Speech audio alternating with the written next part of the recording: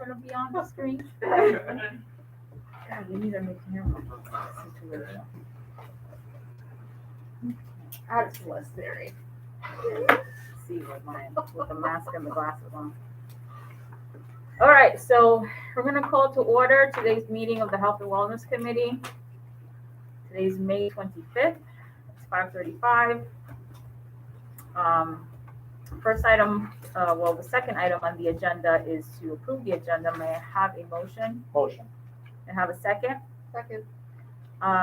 Items number 3 and 4 on the agenda: approval of the consent agenda, approval of meeting minutes from April 27th. May I have a motion to approve? Motion. Second. Motion first and second, thank you. And now we're gonna go into community and school updates. Welcome and introductions from committee and guests.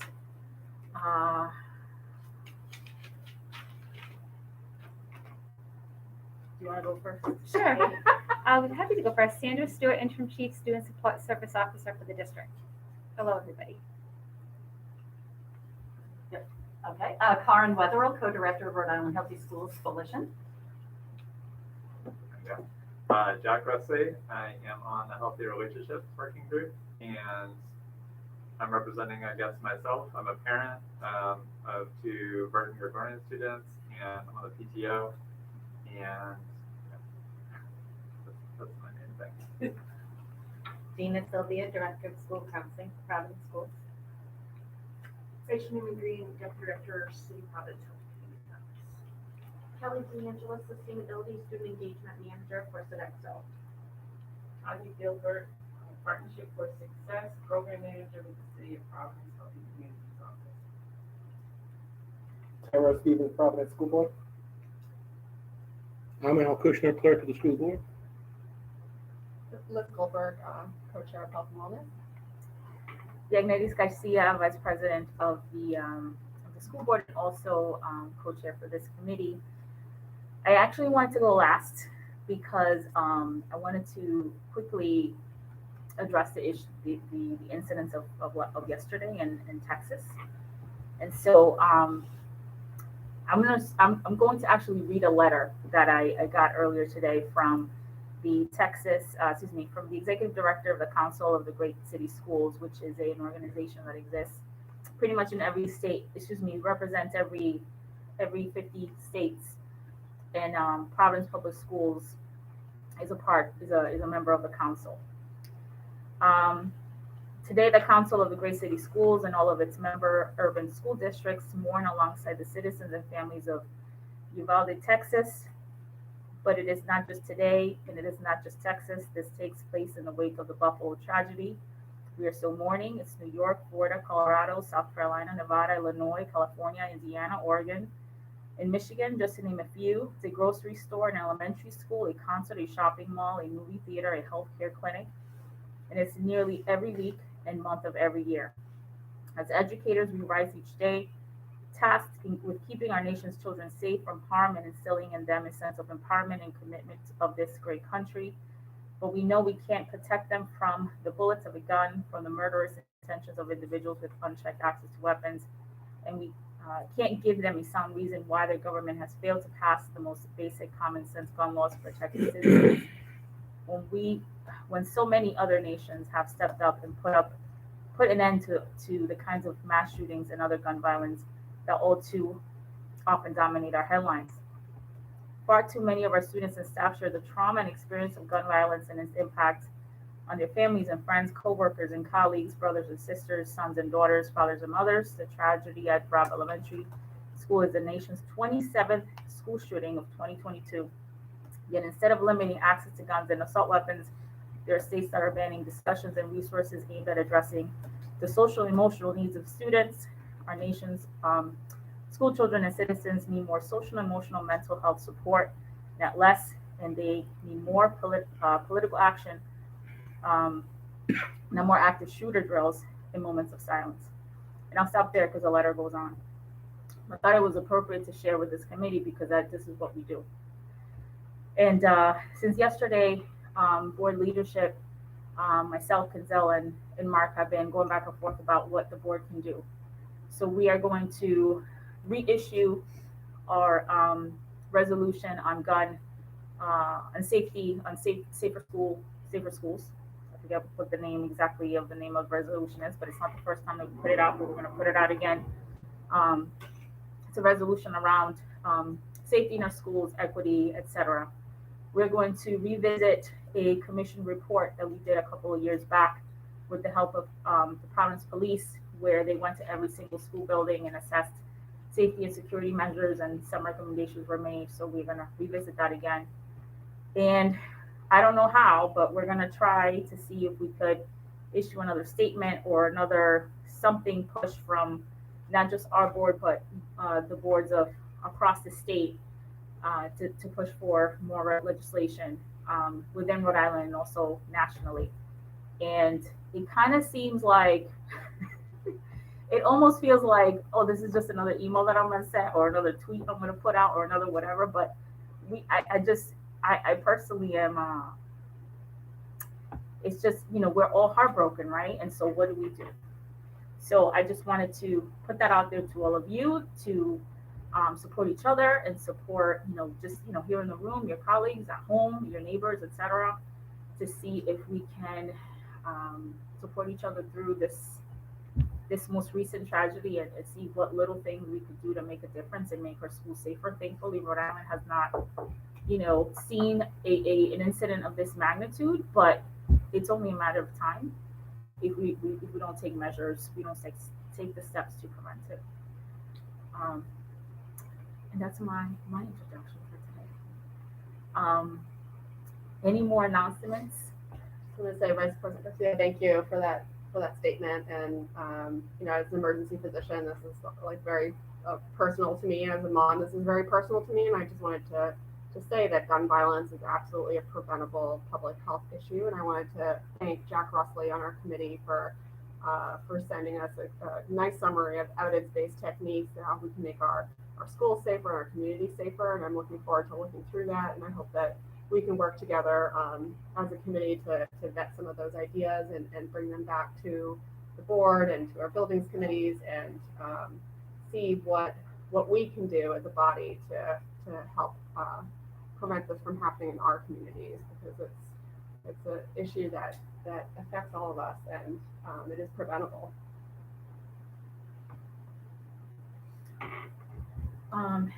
Any more announcements? Or we can leave the announcements to the end and just jump into the agenda. I just want to say, guys, you're going to probably see me head out in a couple minutes. I have to go to a ceremony, and I'm going to be here for the next couple of minutes. And everything you guys said, you hit it on the head, so appreciate it. Okay, thank you.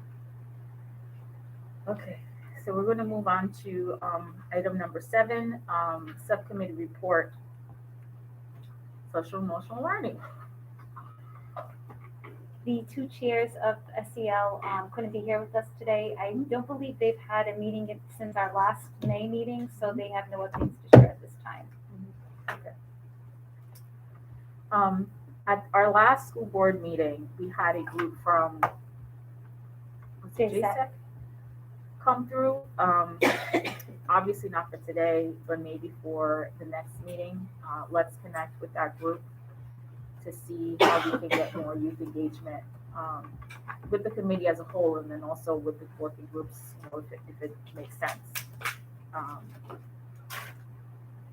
Those on the committee that aren't part of KINVO and don't get KINVO messages, the superintendent did send out a message today to families across the district highlighting some of our mental health resources that we have in schools.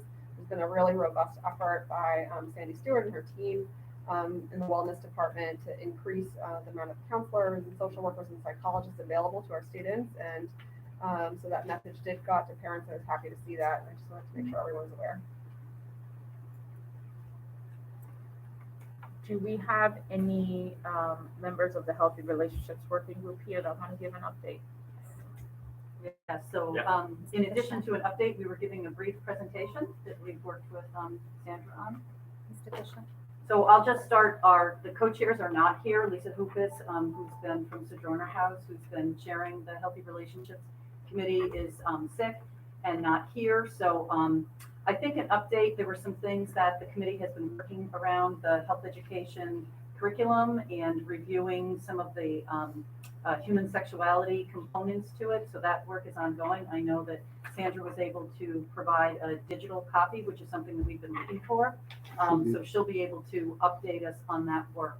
But another project that the working group had been addressing over the past, over this school year, was something that the Rhode Island Healthy Schools Coalition, which I'm co-director of, developed and has worked with about 7 other districts to date, which is a self-assessment around sexual and reproductive health. And so we were able to do a survey, and myself and Dr. Rusley are going to just go through some slides, give you some background on it, present the results, and the idea is that this is just the beginning. So we have some input from staff, and then we'll take a look at it. I know our working group will be reviewing that data. We have some recommendations in here, but we'll be, looking forward to dialoguing about that and seeing what specific things we might be able to do to improve and address some deficiencies. I also have the slides in my computer if we have trouble getting them on there, so just They're let on me that know. computer. Can we just hook up the monitor to that computer right now? Can we just switch up the 2 computers? Or I think, is Al, are you just logging into your email to pull up the thing? I have it online, it's already up on there, I'm just trying to get it. I can switch it in front. Whichever one is easiest.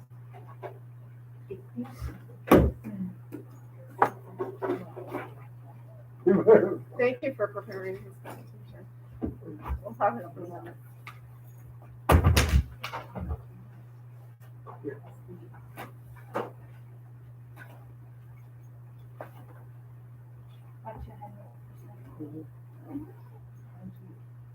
Need to help you out? It looks like he's got lots of. Yeah, I do. I think it's more just getting it projected on the screen, right? Yeah. That they have it, so.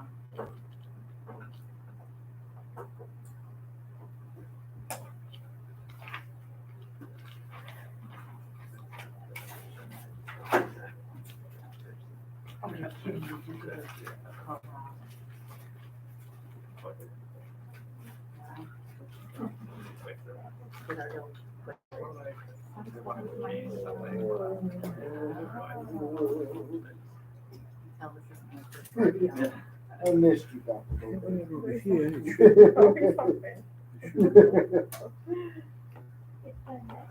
If the next committee wants to do an update while I get. Yeah, this that's a on, great I'll idea. do that. That's a great idea. Hold that thought. Do we have anyone from nutrition and physical activity? Yes. So our committee hasn't met and we're still, I guess, need a co-chair. So that sort of is our next step. I have an update, and I know that Tara has an update also. So this isn't really committee work, but I think it falls under physical activity, which is at Bailey Elementary School. The city received funding several years ago at this point to be building out what we're looking at as the flagship Providence Green schoolyard. So it's a total rebuild expansion of the Bailey School that now incorporates some formerly vacant lots and a city park right across the street. So the update is that the Parks Department broke ground on the parks portion of it and is starting to do the work. And as soon as basically school is out, we'll break ground on the schoolyard with anticipation that it will be completed and we'll have some kind of a celebration involving a street mural painting around the first week of December, right around September, right around the first of the opening of the school year. So we're super excited and stay posted because there will be more information about public event around the opening. So That's exciting. it's so Long exciting. time coming. Oh Yeah. my God, we Yeah. got this funding like I want to say 5-6 years ago. It's taken so long. It's Yeah. Yeah. Okay, and then to add to that, ready? Okay. Other initiatives that we've been working on for many years, one is around Recess Rocks in Rhode Island, and this is a partnership with Rhode Island Healthy Schools Coalition, funded by Blue Cross Blue Shield of Rhode Island and Playworks. which is a national nonprofit focused on the power of play. And this is our 7th year. And our first 2 years, I will say that we, and in particular Blue Cross, has a real focus on equity and has always had us really ensure that we are addressing some of our underserved populations. In our first 2 years, we had 6 Providence schools, so 12 in total, who participated in a full training, 2 days of training, essentially to train staff on how to, and Sandy can speak to this because she was a principal at West at the time, but how to set up a safe, inclusive, and active, and a kind, really, recess. So the children would be cooperating, interacting. Over the time, we've learned a lot more, and we've included a lot more around social emotional learning. So because over the years, it's been a challenge in Providence to have staff be removed from the building around professional development. The last few years, we haven't been able to expand as much to other schools, but we knew that there was still interest. So we most recently, Sandy did a survey with elementary school principals asking who was interested in having a consultation visit with our PlayWorks coach just at the end of the year, coming and observing. We have something called the Great Resource Framework, which is an assessment tool that the coach will come and observe the recess, offer suggestions, and then again, we'll take that and think about what can we do within the context of your PD days or however we can do it to support those schools that are interested in setting it up. We have some incredible, and I will say that we'll be at a future school board meeting, the 22nd, I think. Yes. We've started nominating and then acknowledging what we call Recess Rocks champions. And these are across the state. We have over 100 schools, and there are 2 champions from Mary Fogarty this year. Incredible, their recess there. So you have some real models here in the city, and we'd like to make sure that all of your schools have that. It's particularly challenging, sometimes with the space that they have. I mean, you have that at West, you don't have a lot of space for a playground. And so again, what can you do to keep kids, to have them be active, to have them have fun, that they're including everyone and being involved. So we're working on that and looking forward to getting probably 9 schools have a observation by the end of the year, and then crafting a plan to for schools that are interested to have them go through that training. Okay. So that's Recess Rocks. Any questions? How are these schools selected? So it's not selected, they're self-identified. So Sandra sent out the email to all of the Providence elementary schools asking who has participated in the past, and even some of them that had said, oh, we need had a a lot of staff refresher. changes, Yeah. we could use a refresher. And then there were some new ones that said, we're ready. So that we felt was go where there's energy and where there's interest, and that would be the start of us looking at, again, how can we ensure that all of the schools are having the kind of training, supports, and tools to set up a healthy recess. I just did want to, actually, you mentioned Mary Fogarty. I did want to also add on to that the Parks Department is doing a major rebuild of the area of Sales Parks, which kind of wraps around Fogarty School this summer also. So that they're doing like outdoor classroom space and everything. So it's not on school property, but the park is really also being re-envisioned so that it can serve the school much better. So I'm hoping that it'll be a great opportunity for teachers there. But also, I'm not a committee member or anything. My name is Susan Q. Rhode.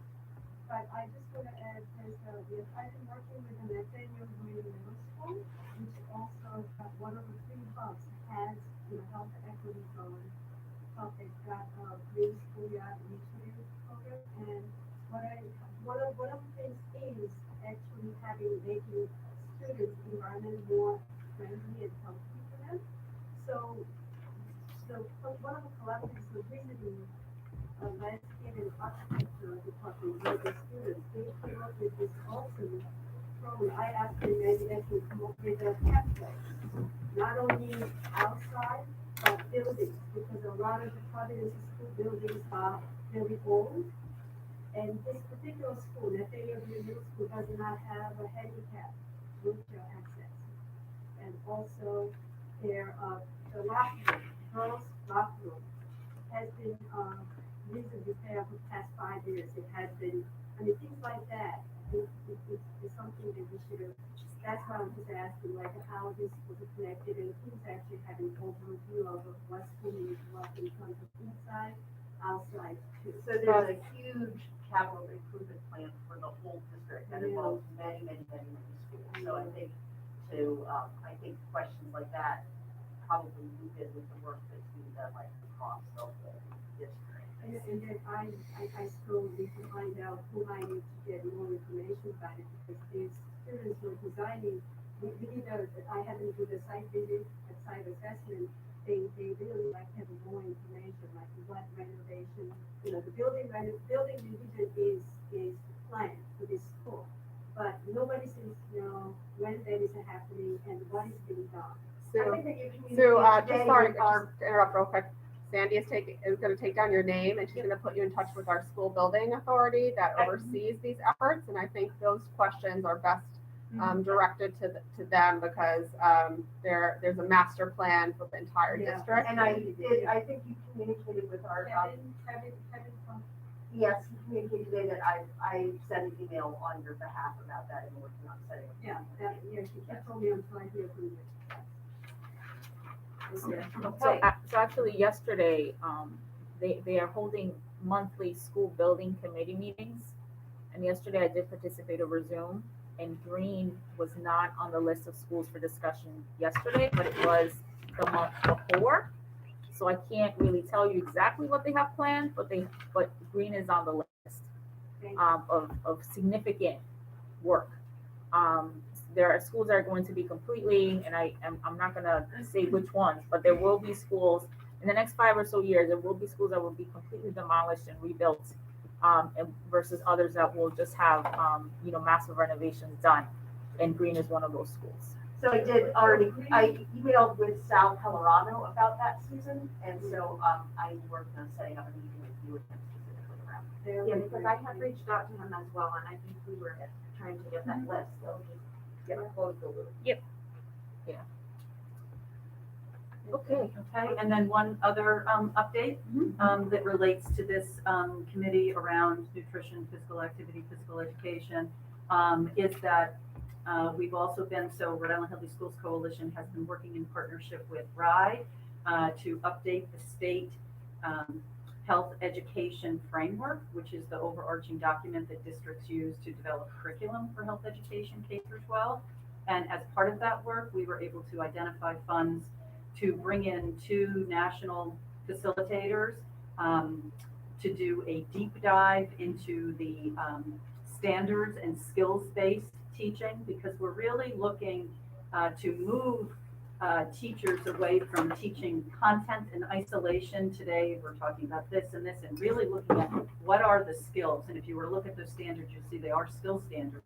And how do you then overlay the content? So it's a bit of a shift for some teachers, and giving them strategies, resources, updated tools to make their very challenging job in health education to make that more effective. And we were able to offer it to a statewide audience 2 times now, and then found funding to actually, because Sandra's been so great to work with, to say, again, we want to be able to invest in Providence to ensure that every single health educator has access to this. So we've scheduled on the 22nd and 23rd of August, which it'll be broken into. One will be elementary educators, because it's an interactive type of we don't want the group too large.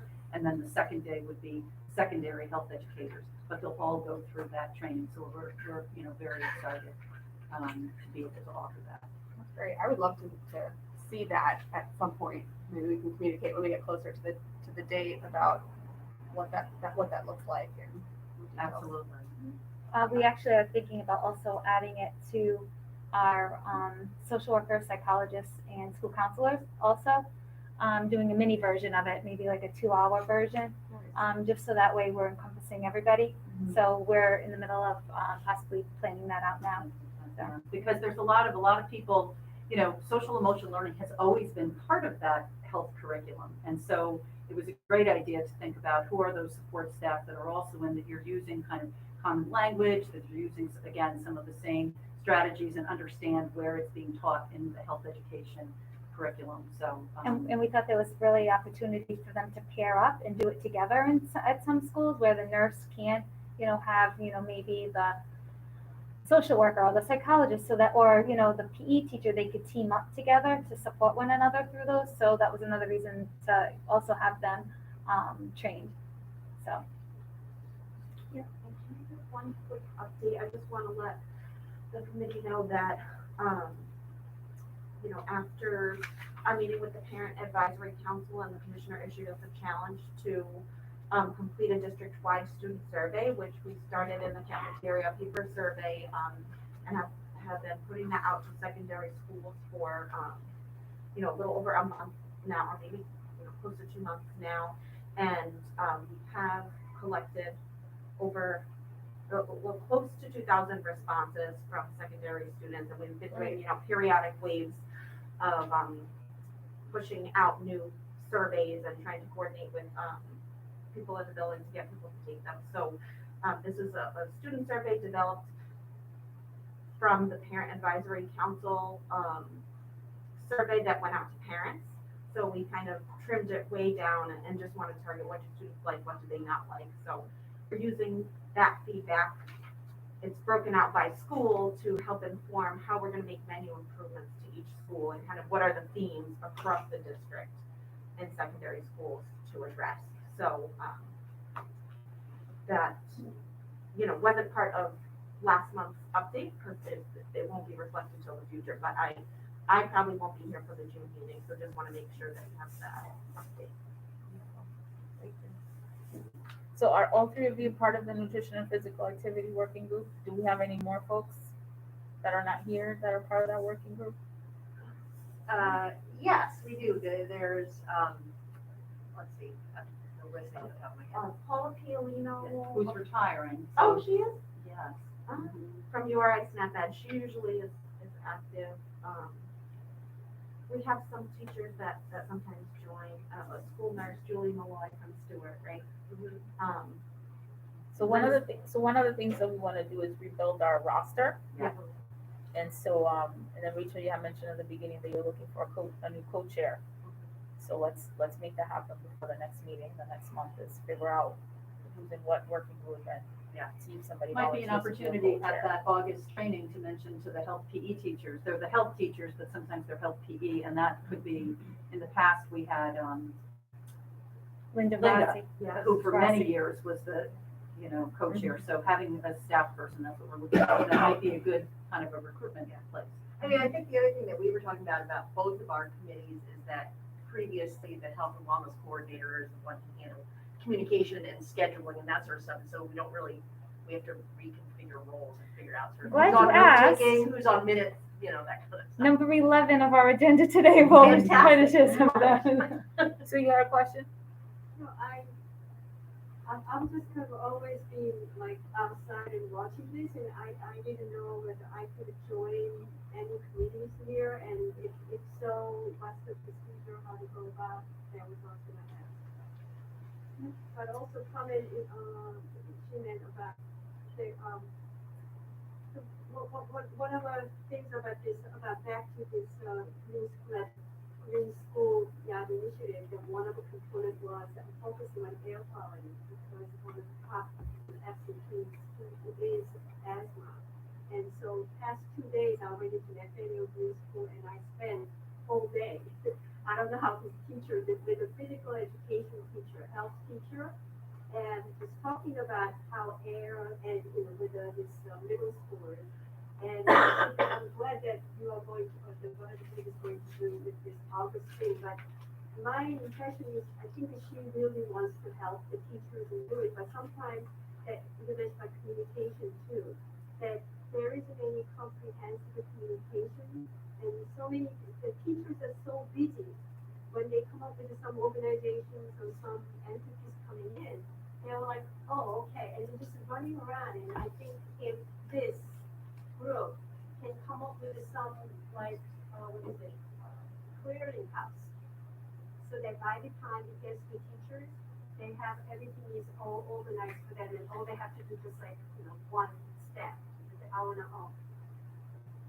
That's what I'm, wondering if that could be done in terms of communication, as well as giving everybody, because when you say health, that is a lot of different parts, but you're gonna have to have this holistic approach.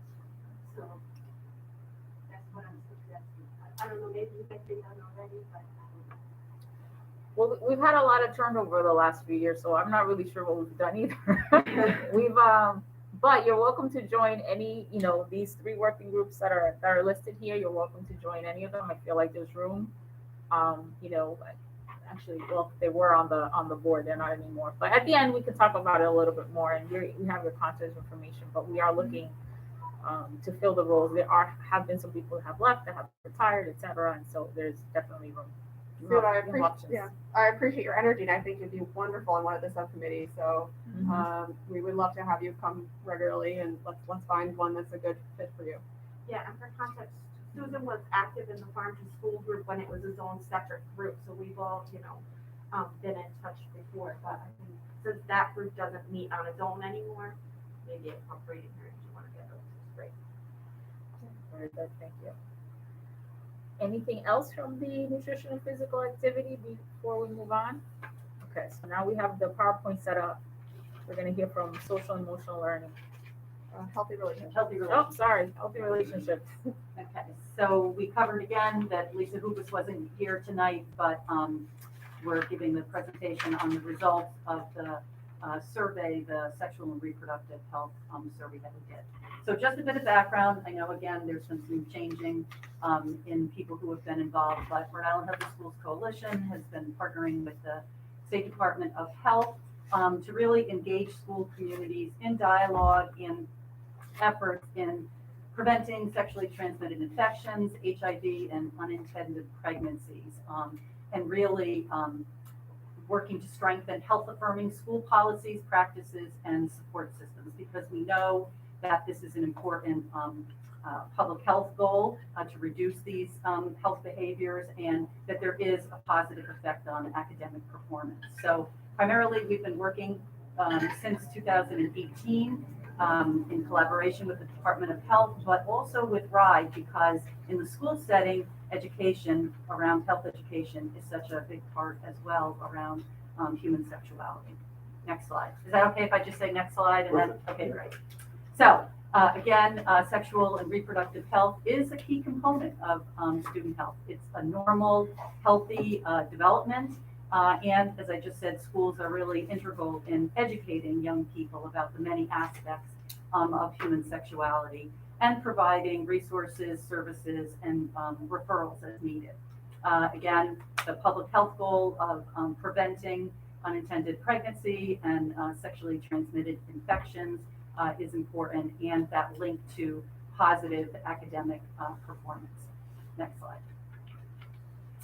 So just to remind everyone, comprehensive sexual and reproductive health education is a best practice, and it actually is mandated by Rhode Island law. So all Rhode Island schools are required to teach sex education as part of the comprehensive school health education program.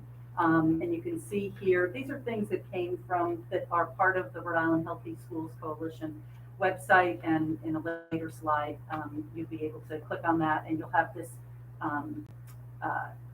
slide deck available to go back to anything. But there is the health education framework, which is developed at the State Department of Education level, as well as comprehensive health instructional outcomes that are very specific about what needs to be covered. And some of these topic-specific requirements are around family life and sexuality, HIV/AIDS, teen dating violence, and some even are referenced in Rhode Island general law. And we have at that link, there's actually a summary of these 3 documents and what's included. So just to remind everyone, this is required, that this is included in school. Next slide. So what really is comprehensive sexual and reproductive health education? And so we can go and look at some of these topics around human growth and development, healthy, respectful relationships. I love that that's what we call our working group, right? The healthy relationship working group.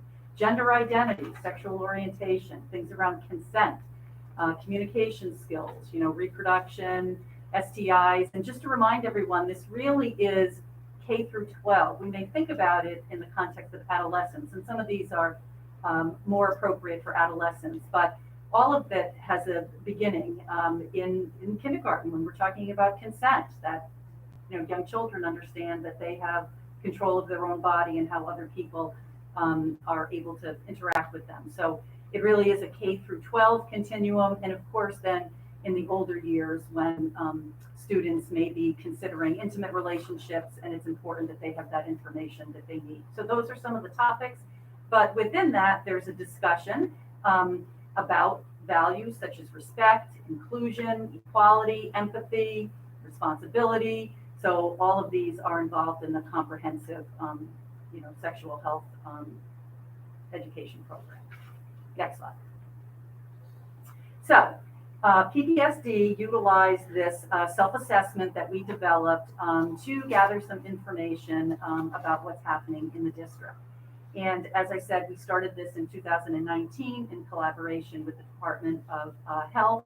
And this, I think we cover it in another slide. So I'll just say this we looked at as part of our working group. We said we really want to give the survey. This is not students, so I want to be clear about that. Students were not asked any questions. This was only staff.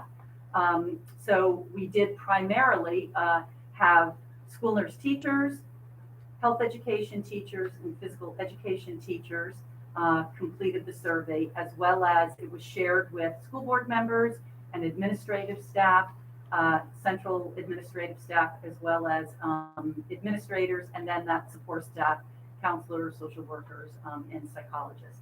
And really the goals of collecting and then reviewing this information is to understand the current policies and practices around SRH, education and access to services, and then take a look at some of the strengths that exist, the challenges, and then what are those opportunities, especially around professional development.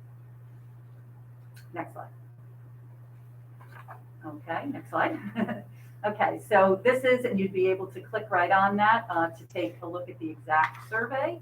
But so that you know, this is not a survey that we developed. We actually adapted all of the questions. We took them directly from what's called the School Health Index. And this is a tool of the Centers for Disease Control and Prevention. And it is a comprehensive, and even Susan, when you said of like air quality, it's looking at expansive school health and wellness, issues around safety, issues around nutrition. And it's a tool used to evaluate and to plan. It's used across the country. And what we did was to take those questions relative to sexual and reproductive health. And these are looking at, so specifically what it's doing is looking at policies and practices that are most likely to be effective in reducing youth health risk behaviors and promoting health enhancing behaviors. So that's how the survey was developed, the survey questions. Next slide. So this is where I'm going to pass it off to Dr. Rusley, and he will take us through the results of the data. Yeah, cool. I'm going to stand if that's okay. Because I'm a stander and I can't see you. I'm not standing. So yeah, I wanted to also give like a brief disclaimer and like disclosure of who I am, because like I introduced myself, but I think in the context of this and why I got involved, it's helpful to kind of know who I am. So I'm a physician. I have a background in pediatrics, internal medicine, and adolescent medicine. So I work with young people in their teen and young adult years. And I work at Brown and Lifespan, but like I'm not doing this as part of that job. This is really just me being a part of this committee and wanting to help in that way. I also do research in public health and sexual health, so this is like an interest of mine in a research capacity. And also disclosure that I'm on the PTO board at my kid's school, and I'm also on the board at the Providence Student Union. I just feel like as a physician, like we're always making disclaimers and disclosures. I just feel like it's like a good practice to be like, this is who I am, but I'm speaking for myself and my collaboration with Karen and Lisa today. So given all that, just wanted to talk about the data and give you a little context before I kind of give you the actual numbers. But basically, this is a really great opportunity, I think, because there was a professional development session where the school nurse teachers, the gym teachers, health education were all sort of in one required PD. And so we gave the survey to them at that. So we had a really good response rate. Not everyone was present. So that accounts for the fact that some folks were not at the PD, but pretty good response rate there. school leaders, support staff, school board members were emailed the survey link, so that's a little different, right? So we didn't have a great response rate there because of the sort of different way that it was distributed. But the survey was anonymous in that, we're not presenting any names of schools or individuals today. We want to make sure we're protecting their, anonymity and the data were de-identified, which I think is important. So next slide. So, I'm sorry. So what you're saying is these survey participants, we cannot tell which school they are from. Today we're presenting the de-identified data. Like they told us who they were, and so we have that data, but we're not naming names or naming schools today. Yeah, good question. So most of the, as you can kind of imagine, most of the folks are teachers who responded. And this is the breakdown here. The red are physical education, health educators. The blue are school nurse teachers. And then there's sort of a smattering of other folks, like I mentioned. By the way, when I talk about support staff, I'm talking about administrators in the school. So that could be school leaders, but also counselors, psychologists, social workers, like that. Next slide. And so we also wanted to be clear what we're talking about when we say administrators.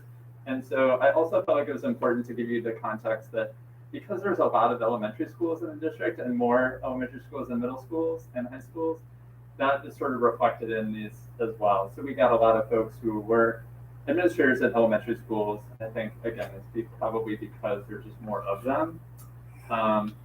And yeah, so we didn't have any middle school administrators too, which I think is an opportunity for more data collection, but we didn't get any responses from them. Good, next slide.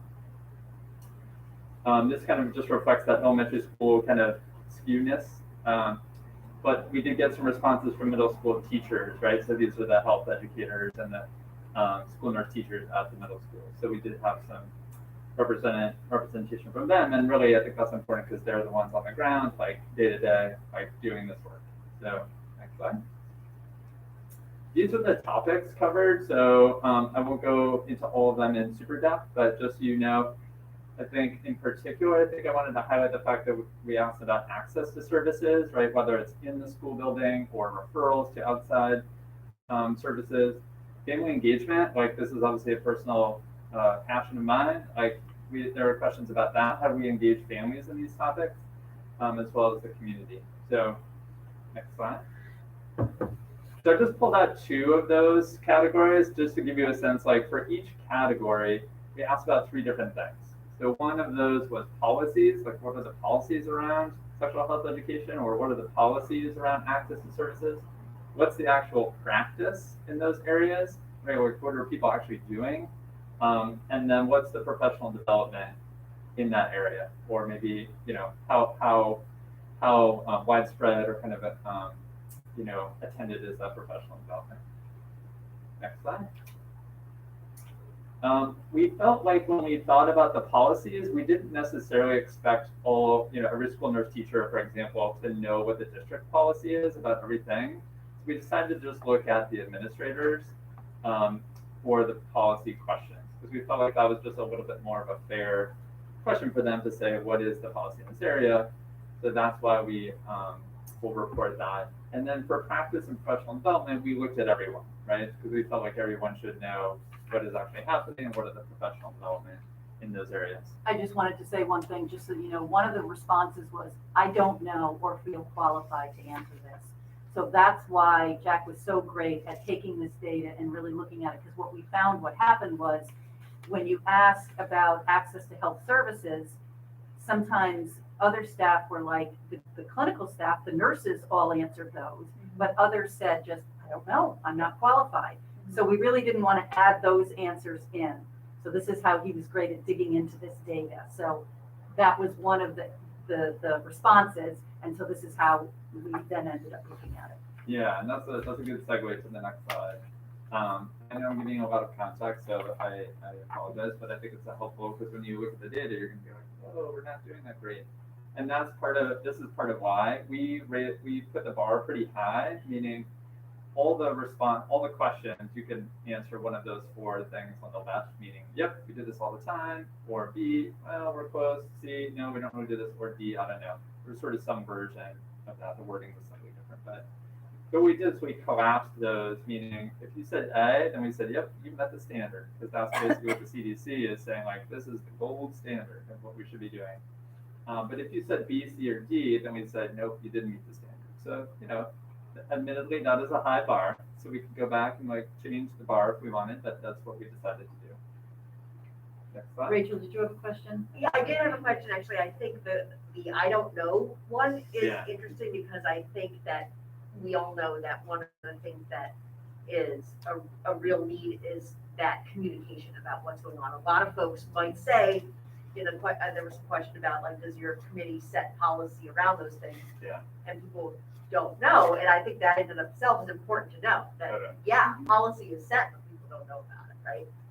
Totally. Yeah, no, that's a great point, and I think we could go back at some point and say like how many people didn't know versus those other things, and I can tell you there was a lot of I don't knows across the board. But so yeah, to your point, I agree, and we'll get to that a little bit in the recommendations. But you're right. All right, so let's start the policy results. The next slide. So this is a big table, and I'm not expecting people to kind of like read all of them, although you're welcome to do that at your leisure.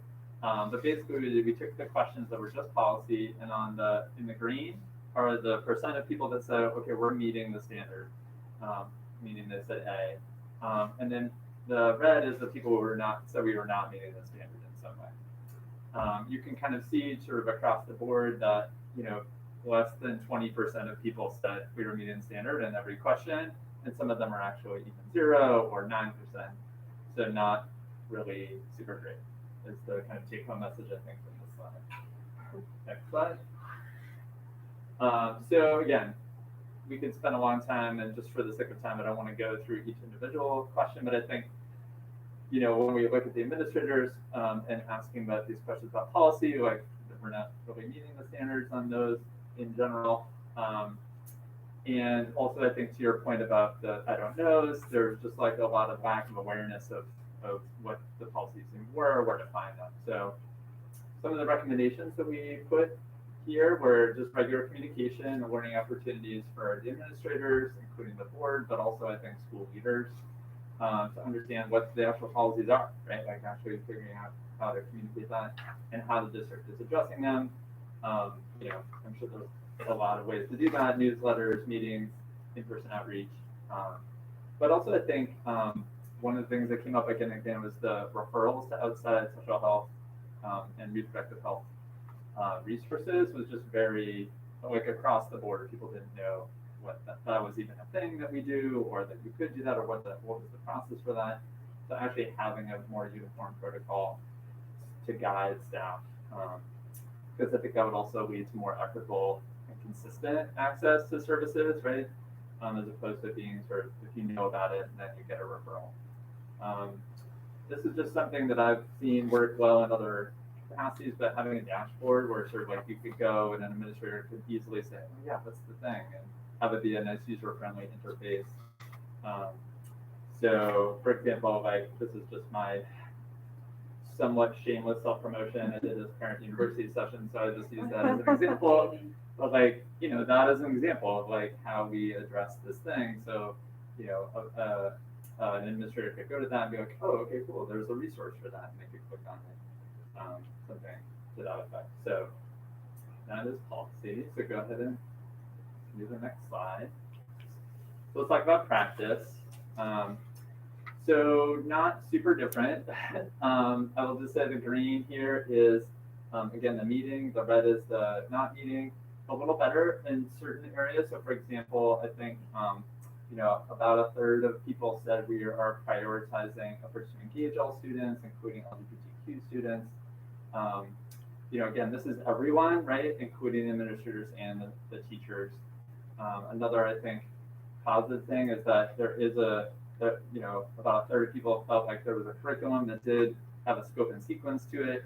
You know, the sort of glass half empty version of that is, you know, 62% said there wasn't really. So, but then again, I think across the board, not the best in terms of meeting the, again, admittedly high standard in terms of the practice.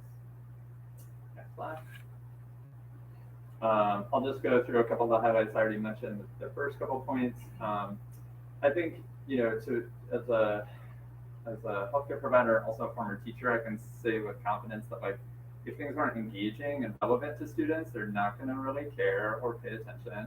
So that is actually a question. And only a quarter said the curriculum were and the methods of delivering them were engaging and relevant. So that seems like an area for improvement. And also the comprehensiveness, I think, could use a lot of work. Like we talked a little bit at the beginning, Brian mentioned all those things that are included, right? If you only pick like 2 or 3 of those, that's not really comprehensive sexual health education. So, and we talked about referrals, so I won't belabor that point, except just to say that I think the survey does specifically ask about LGBTQ specific needs, and that was, I think, a weakness. And there really wasn't a lot of community or parent collaborations or outreach. So that, I think, is probably not super surprising. So some recommendations we thought about, just the curriculum in general, what is it? Is it up to date? Is it integrated? Is it across the board? So looking at that, and I know a lot of folks in this room are doing that, and I think integrating it with social emotional learning, we talked about it already today, makes so much sense because some of these topics are overlapping. Also collaborations between school staff, right? We have smart clinics now, we have school nurse teachers, but I think there's still some open questions about how those folks are working together, both within schools and across schools. So thinking about how to collaborate there, but also like when to refer and how to refer out of the school. This was I think an important thing about, well, how do we know if these things are actually happening? So conducting regular evaluations to sort of say, okay, it's great that we have a policy for this, but is it actually happening on the ground? Coming up with a way to do that regularly. And then this is just some suggestions about community outreach and kind of collaboration.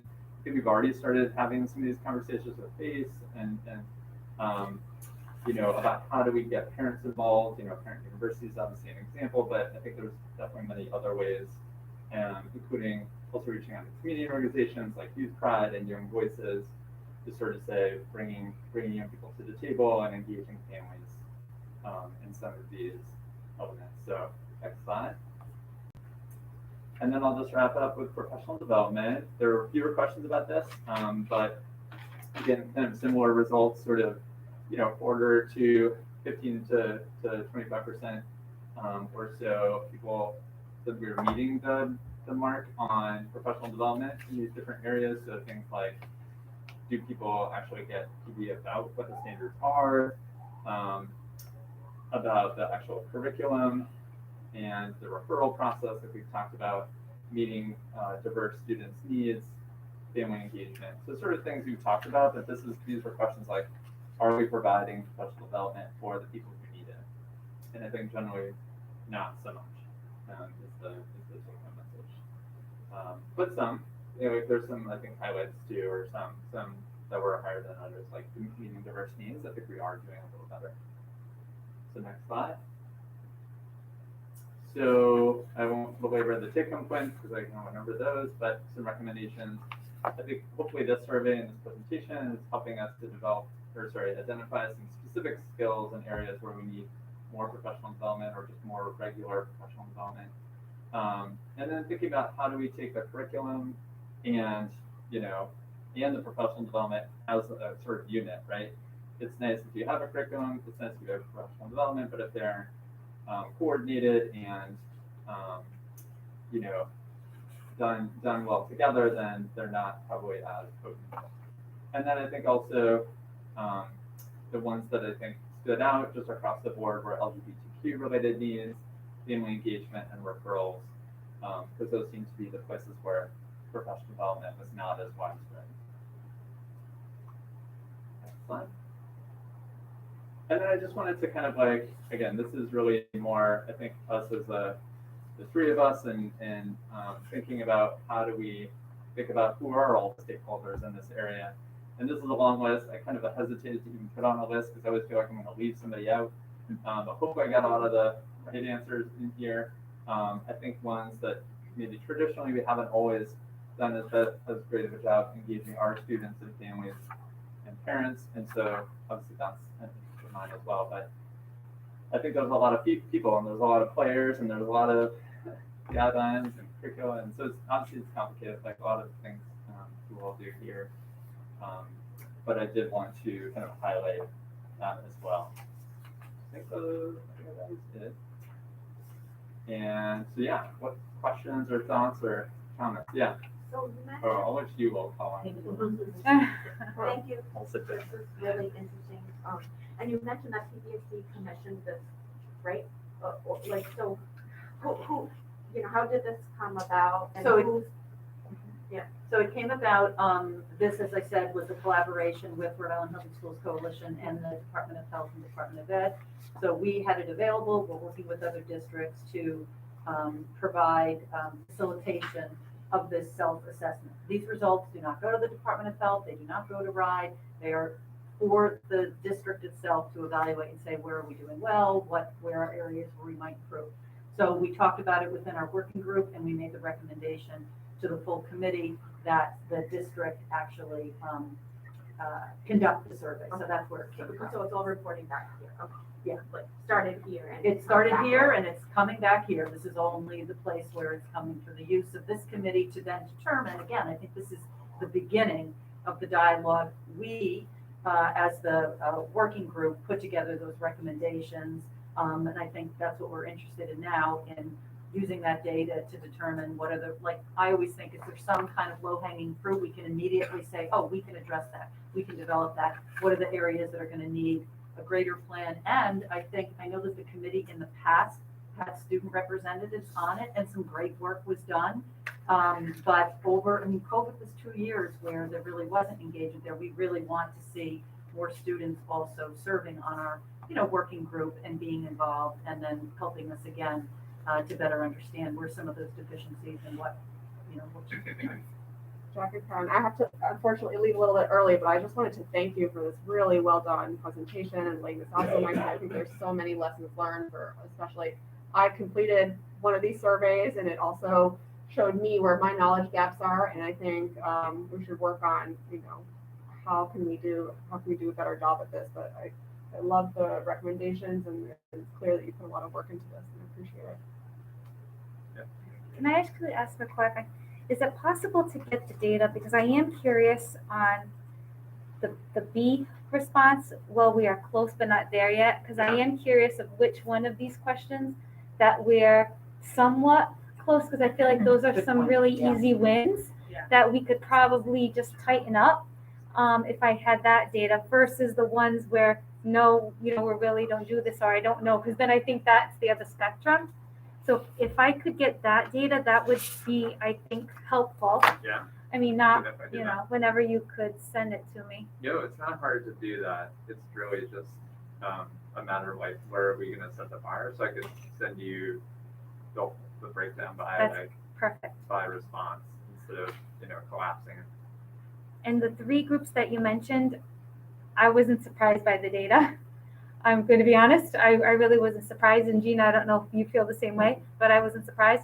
One of the things that I have noticed is that policy seems to be a really big topic that we need to do a better job at sharing and educating with, administrators. So one of the things that I have projected as we're thinking about the PD for the summer for admin is having a block of time with them at their trainings to help support and share with them. For example, we're going to be having we have our home instruction policy. We have, all of at least those policies around wellness. And so I have already asked for a block of time to review. So that's, I think that was one of your recommendations. So that's in the works. The second one is the referrals. Not surprised. Our school-based mental health clinicians that we have in the buildings that are from outside agencies, I noticed that our numbers are really low, and that concerns me because we all know, we are having very high levels of anxiety and depression and, a slew of other things that, kids are reporting to us. So that's also an area that Natalie and I have discussed on how can we help schools better educate them and their teams on how and when they should make those referrals. So that's something also that hopefully this summer we can start to address. The PD portion, funny that you mentioned that because we're going to be talking about that on our number 12 on the agenda today, which is going back to, right now we're trying to think about, what's our comprehensive plan for PD, for teachers, admin, and the entire school community. So, because I think you're right, I think we need to do some more professional development around some of these areas. So I appreciated these because I think it just really helped to solidify for me things that I kind of was already, I couldn't put a number to or a percentage to, but I can now. So I think it definitely helped shape what I've been thinking and what I've been noticing as, I've been in the role. And Jean, I'm sure you probably feel the same way. Definitely. Yeah. I mean, definitely the policy piece of it, I think we need to do a better job on that. And review it each year with all folks as we get new staff coming on board. I mean, it does go up on the policy page from the school board. I mean, when they, approve it, it does go up there. And, we do try and flag it, but I mean, let's face the fact, admin are so busy. Right. And, I think sometimes it's unpacking that, what it means, I think is what's helpful, and making the connection. This is the policy, this is what we have in place to support that policy, and making that connection for everybody, I think is important. So yeah, thank you for that. And if you share that other piece with me, that would really help my team. And kind of thinking about where some places we can have some great wins with that we're close to meeting, because the other ones I think will be more, maybe long-term projects. And I'm thinking too, this might be a great idea to kind of start with for the working group and creating goals for next year. What might be something that, we want to tackle in that way? Because would we give this again, or is this like a one and done? No? You can do it as many times as you want, And probably. quite frankly, one of the things we talked about was that, and I think it was timing, and also that the health educators and the school nurse teachers were given time. Lisa and I presented to them, and they were told to come with their tablets, and many of them completed it right then and there. They were given time. Whereas when it was sent as a link in a communication from the former district wellness coordinator to building principals and support staff, we got such a small response. And again, many of them were elementary in terms of the principals, building principals were elementary, and perhaps, around the policy, we learned that, they weren't aware, but some of the things around the specifics of sexual and reproductive health education, that's not within the curriculum for that K through 5, so they might not have been able to answer those. So I think we even thought, we could send it out again to get a better sense. Could we just use the questions though? For example, if we're going to target next year a couple of, maybe 2 or 3 of each of the 3 areas. I mean, we don't have to give it in its full completion, correct? We could give maybe just those follow-up questions just to see, since we have a baseline where we are now after we do some support, and then see where we're at the end of the year. Yeah. If you wanted to pull out some questions. Is that possible? Because I know sometimes that takes out the validity and the reliability of the assessment, so I wasn't sure. I'm just thinking if we shorten it a little It's bit. really for our. Yeah, Our exactly. okay. So Yeah. Because you don't record it, it goes, No, okay, no, all right, no. that's helpful. We have one question in the back. So, this is a great study, and I love the conversation that transpired after presentation. It kind of helped me to guide my question coming up now. This is the first survey we did. My question is, I'm an economist, so I can actually give you econometrics and statistical data and all this stuff. But was this your purpose was to assessment first? And then, I remember she mentioned about this is the beginning of whatever. So my question is, how or who created this survey question? So as I said, we didn't create it. We actually took the questions from the CDC School Health Index, which looks very comprehensively at topics around school health, and we pulled those out. When you say we, those are. Rhode Island Healthy Schools Coalition, in development in collaboration with the Department of Health. So we looked at the areas that we thought that came out of the CDC School Health Index that were around access to services, education, school climate and connectedness, family engagement, and community involvement. And then we broke it down by those: practice, policy, and professional development. But the questions, we did not develop the questions. Susan, if you wanted to, No, and but that's okay. okay, because you can actually go to the link which we had on here and actually get to the survey. My thing is here, without sounding undermining all your hard work, excellent work here. What's been going on right now is that what is actually happening at school, and then what is being surveyed and basically is based on the website and all these resources, they don't necessarily align. So when we actually do this kind of a study, you based on, I know you pulled out whatever is pertinent from the comprehensive pool of this data and indicators, we call that. It doesn't necessarily reflecting what is actually going on in class and at schools. So that, again, I am not on I think this is a great work, this is a good start, but what I'm saying is I want to make it, if you're going to invest this time and effort, you know, I'm trying to figure out how we can make it kind of really representing what is going on in school, and then we can superimpose whatever, you know, the things that are important to educate. So that's what I'm getting at.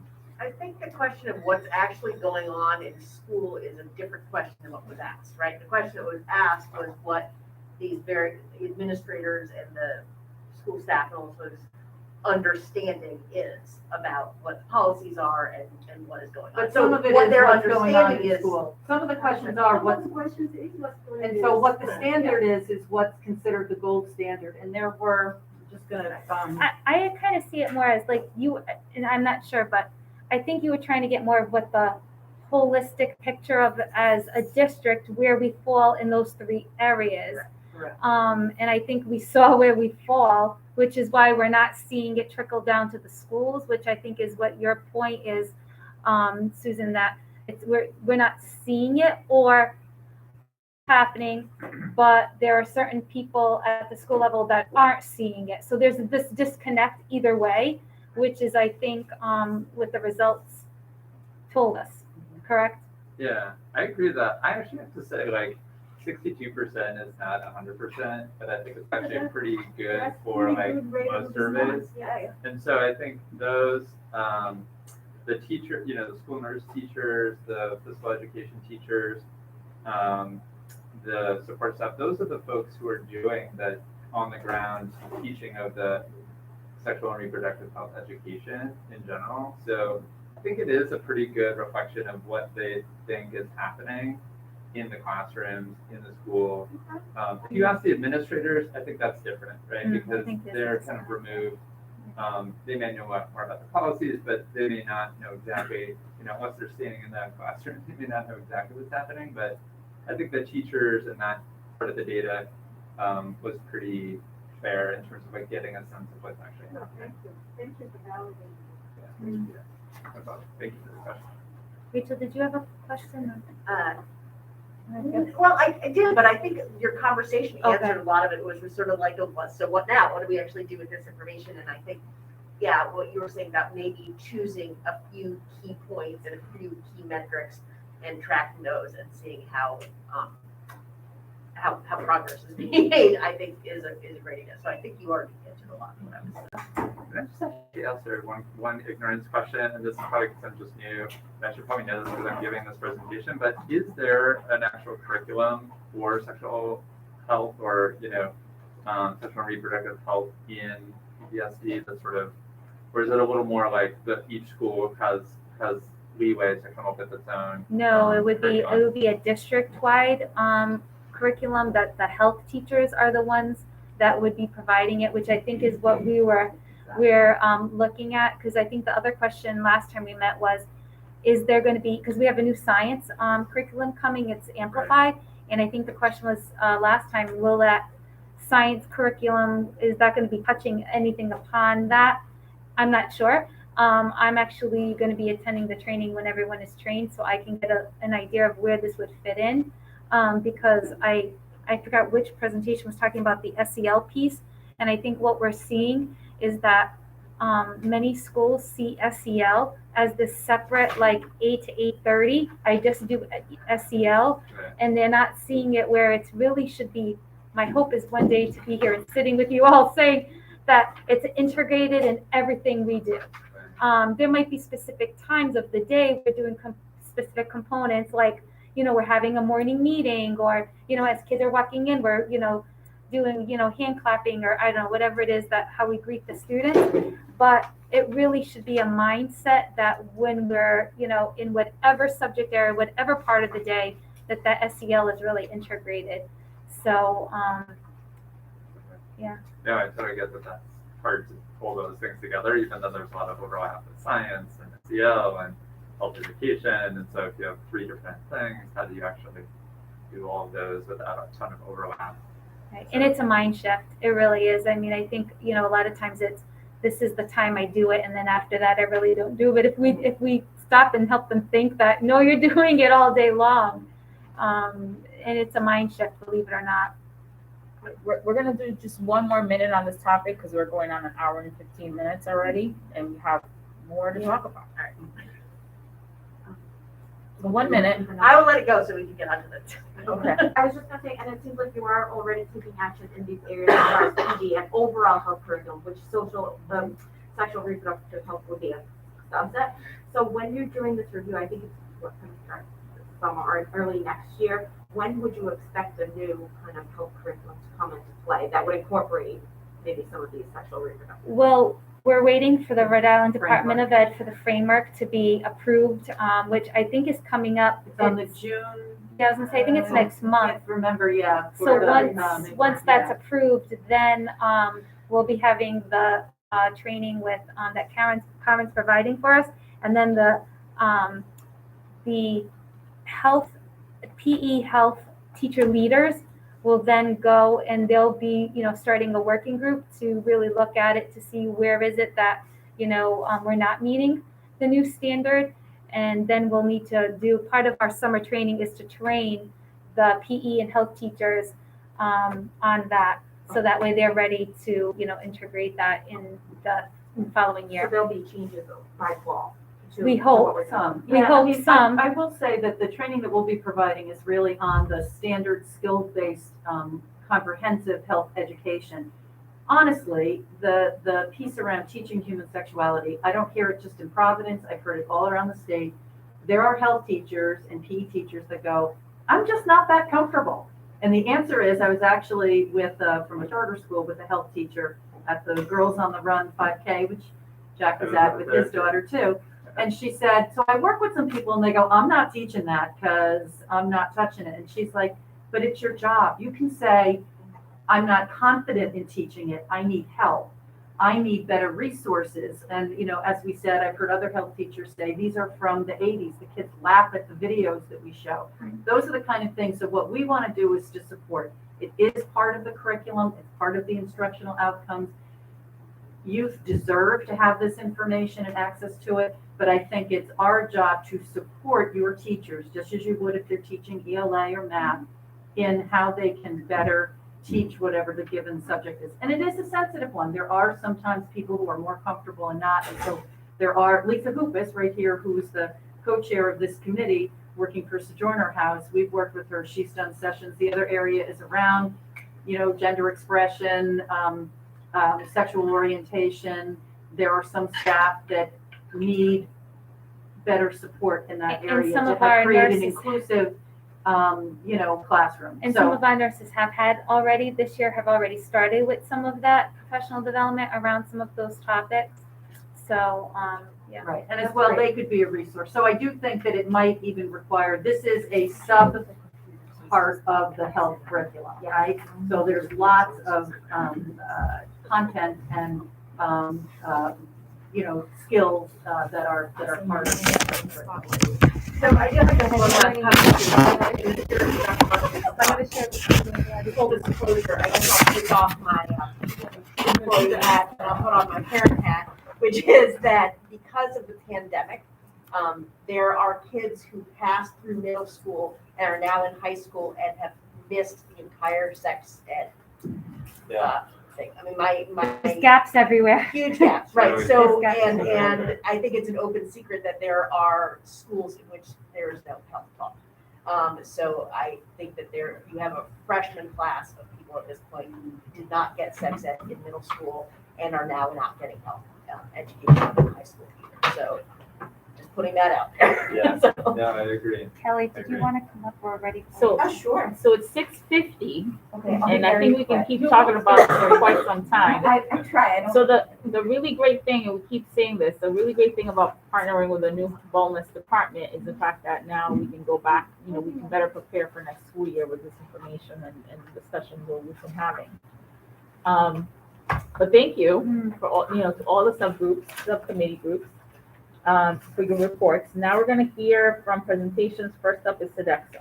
Okay, thank you. And I just wanted to I'm very excited to give this update to the committee because Sodexo, our manager, Mark Jeffrey, has been working to get Food Court to come to Providence to be like the flagship district in Rhode Island to receive this type of nutrition education. So this is an AmeriCorps program that focuses on nutrition and education in school. If you scroll down a little bit, you see like that second page has the, if you go up a little bit, I'm sorry.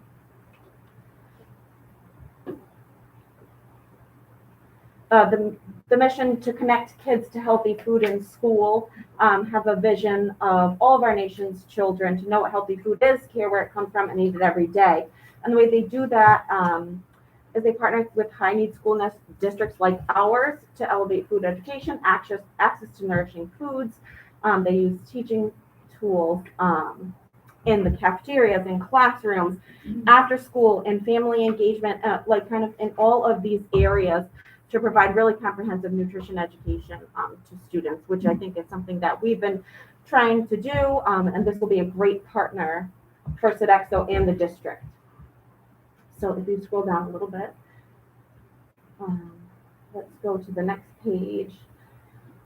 I'm using this PDF that was provided to me by Food Corps. I just want to give you a brief update because we'd love to have them come and do a presentation either at the June meeting of this committee, or I believe there's also going to be an admin barbecue, which we would like to invite the PBSD school board to as well. So, at one of those two June events, we'd like to have the two members of Food Corps do their formal presentation. Keep going. Let's keep going. Scale. This slide on scale, just so you know, there are 200 AmeriCorps service members across 300 schools, 160 local school and community partners, and in 14 states. So they're active in a lot of areas, including Springfield, Massachusetts, where, of course, Sodexo has a very successful program, and you can see it's highlighted here. So they offer taste tests in new schools and develop new menu items, which is something that we've been really working on doing on our own, but to have that extra support in the cafeteria where I, as a team of one, cannot do that across our 41 schools.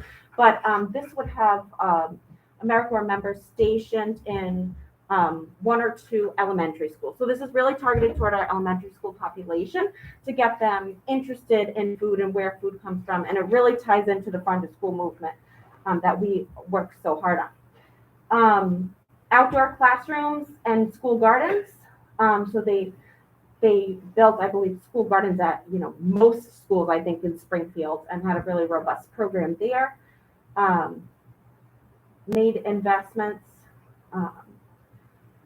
building this outreach, building awareness, and a cafeteria culture. So that's something I think we also hope to improve, and maybe it's something that we want to instill in the elementary schools. We think it's prime. Kids get excited, involved, interested, and hopefully that will carry over to middle school cafeteria culture can be very overwhelming. I've been in a lot of middle schools. and high schools as well. It's different. So trying to build that from a young age, and really making those connections to parents and families, like you were mentioning in the survey. That's something we're trying to do as well. So yeah, food court will be coming the first year. If you scroll down, keep going, the next page. So here it's called the opportunity investment assessment. I'm sorry. They are kind of hoping to come in September and begin collaborating with the district to figure it out. What does the district need? What is Sodexo looking for? How can Food Corps help us and promote these things? And meet, of course, their AmeriCorps goals of the kind of basic structure that the program takes in other states. So they do a policy review. They figure out staff support. What will community engagement look like? Who are the stakeholders? You know what I mean? Taking this next year to plan so that they can kind of come in fall 2023 and, have their schools all set up, have the members all in place. So September to December will be really that planning, engagement with the district, engagement with the schools who are interested, and developing the plan, and then starting to recruit as early as the new year for people to then service members to begin in August. And so we would have someone at Sodexo to oversee these members. We would also have a point person at Food Corps, so they have to kind of basically hire a new Rhode Island person to manage this. But it'll be a great opportunity for Providence to be a leader as the first district to have this program. So just wanted to give you that quick update, and I'm happy to take any questions, but there's more information to come. So is this a partnership that exists? So yes, we have an existing partnership between Sodexo and Food Corps in Springfield, where we're hoping to, we've been hoping to carry a lot of the improvements made there to Providence. It's a similar size district with also like similar diversity. So it's been very successful there, and we see a lot of potential to bring it here. But this is new. Food Court has never been in Rhode Island. This is the first. So then, are they coming through the district? Or are they coming through Sodexo? Through Sodexo. So as a partner to Sodexo, under our existing partnership with the district, and I recently was in touch with Sandra. It seems like the district is ready. We're still trying to figure out how. The only piece that I think concerns me a little bit is the classroom lessons, just because we know that our kids need so much and trying to find the time. So Kelly was great. She was able to get me some examples of what some of the lessons look like, just so I had an idea, and thinking about how can we bring that to possibly our health class when they're doing their units on, nutrition. How can we kind of form like a partnership with the health teacher? So we literally just, it's hot off the press. Yes. We just met on it, and Kelly just shared it with me. I'm still also sharing with district leadership. But we wanted to just kind of share that this is a great opportunity. Okay. Any other questions? I have a couple questions. One, I wonder also, one of the things we've talked about is that food a lot of times comes under your science and nutrition, but I think that last meeting there was a conversation about how it plays in how ELL teachers might be using food. And I also think about like opportunities in the arts and that sort of stuff. So I don't know what their lesson plans are, but if there's ways to integrate with those other teachers that might also have a little more leeway maybe in how they do their lessons than like, the required science for doing or the required whatever. And then a question I had though is, so as an AmeriCorps, they require some kind of funding. Where's the funding for that? So I believe Sodexo would commit funding for the students, but because it's just like a service grant AmeriCorps, it's not very high per person. You know what I mean? So they do the recruitment for people who are looking for this type of service learning opportunity where they get a stipend, basically for the year. Right. But the funding comes from like the return from the food program. Is that how it's I funded? believe so, and I have to And Yeah, these because it folks is are coming required. I back know we to looked the into committee it in at the some past point. to get food corps in the state, corps but you coming did back need to it. the before. Yeah, that's how Yes. AmeriCorps It had- goes, but- you do, yeah. it's not free, Exactly. so, yeah, it come from So somewhere. it's coming Yeah. from, Honestly, it might be helpful for them to do a presentation Yes. on Zoom, Okay, because that way more folks could, I mean, they could come to the committee meeting and present. But anyone who's interested in learning, maybe like a lunch and learn or something like that, okay. so more folks can tune in, because But kudos to you and Marcus, I know Marcus has been working on this for a really long time. Yes. we have two more questions. One, So when you say food court coming, that means the program is coming, and then the Providence youth will be recruited to. Yes, yes to both. So before now, they have not been ready, willing, able to commit to beginning a program in Rhode Island. But finally, through our past couple conversations over the past couple of months, they have said,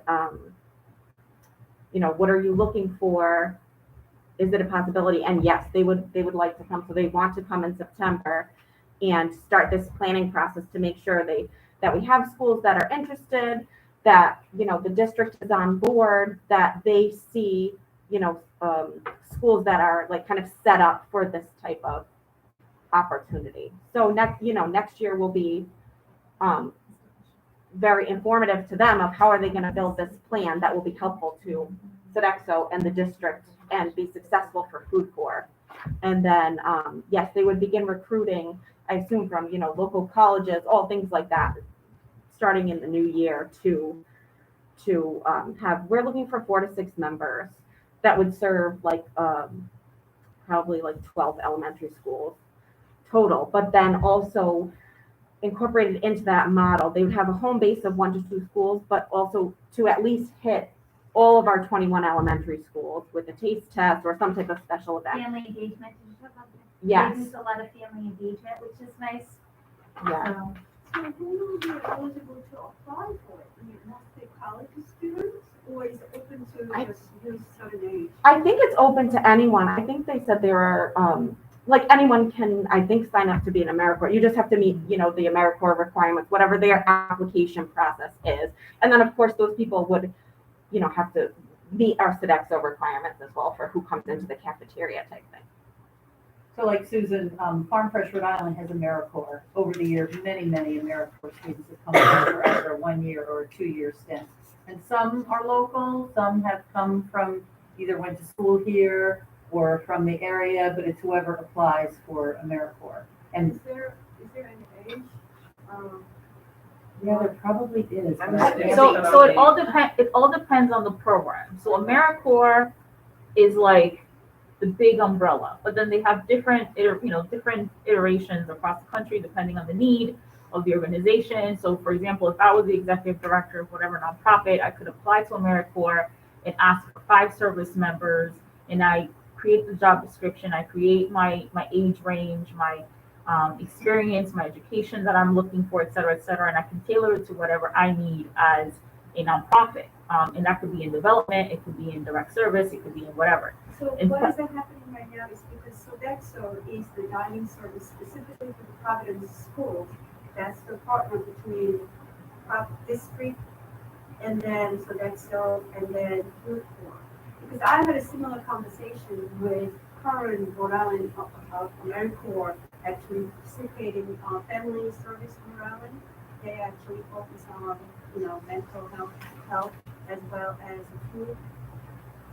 So that's kind of very similar conversation I had. That's why I was just wondering. Yes, but I think, and specific to the age question, I think they said there was like a retired, a retiree in Springfield. So I don't know if we like Because you narrow have it to down. you have to remember that these are stipends, and then there's some loan forgiveness or scholarship involved, and some people can't afford to do an AmeriCorps. No, yeah. So either they still have to live at home, or they have to be, gaining some other income some other way, or be in some other environment where they can do this type of service learning for a year. I want to say it's like $3,000. You know what I mean? Yeah, So it's not a lot. Yeah. It's not a lot of money. It's not a full-time job. And some of these folks work really hard. So there's pros and cons to this, but I'd love to hear more. And so, like I said, I don't know how the district will determine whether or not to accept this partnership. I guess that's still on, that's still to be determined. But if and when the opportunity comes, I'd say, yeah, invite them to this committee, but then also create some other opportunity where we're doing like, hey, once it's official, hey, we're in Providence, and get to know us, and maybe something over Zoom. Yep. Where it's more accessible to more folks. Sure. We could probably open that up, Kelly, to know that, Ms. Garcia is saying that, like, for whatever schools end up wanting it, Yes. opening it up to the families at the school, like, they want to know more about, you know Yes. what I mean, more about it too. Yeah, that sounds great. And they already said PTOs or. they're willing to create videos even for principals to say who would be interested. They're willing to devote resources to this. I mean, it sounds like a really great opportunity, but It's there is definitely a been lot. successful in other communities, There's- I've heard very positive things about Yeah. food corps in other communities. I would love to just have them give a presentation, because I have questions specifically around, right, like, who qualifies to, what are the qualifications to be a Yes. food corps member? How many out, like, a lot of specifics that I don't expect you to get into now. Yes, I don't have them. But yes, I will let them know. Yeah. We literally just started Yeah. unpacking what. Last week. Last week. Just, what it would look like, what are the different components of it, how can we make sure it supports our goals?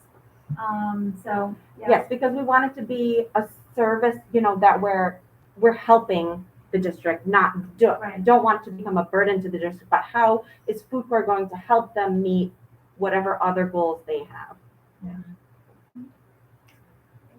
Okay, That's I it. feel like I'm always rushing you, Kelly. No, but that's we okay. I'm got- sorry. Thank you. Presentation.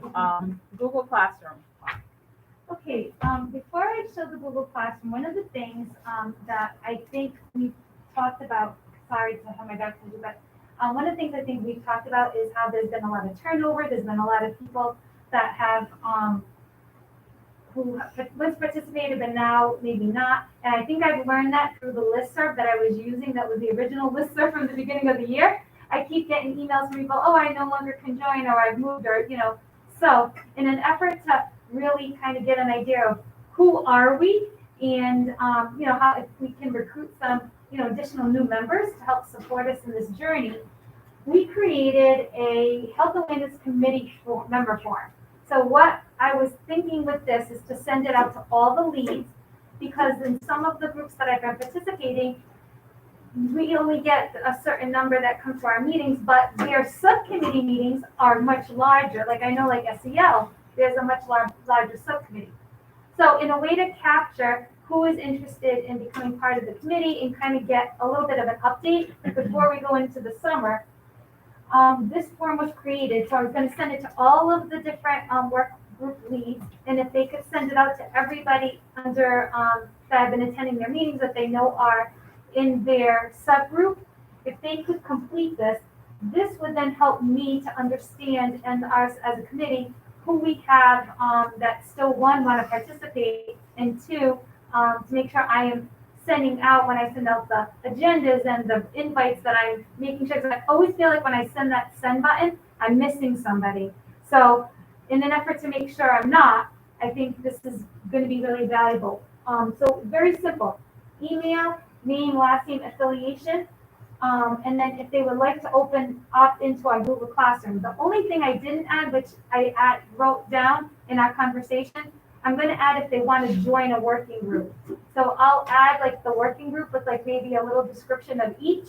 I'll have, the leads let me know, the chairs let me know, what they'd like me to put, and that way we'll know, and then I can share that information with each of the different work groups. So I'll be sending this out, probably not tonight by the time I get home and add that piece, but probably tomorrow. So that way we can start, sending it out and hopefully have a brand new listserv for June.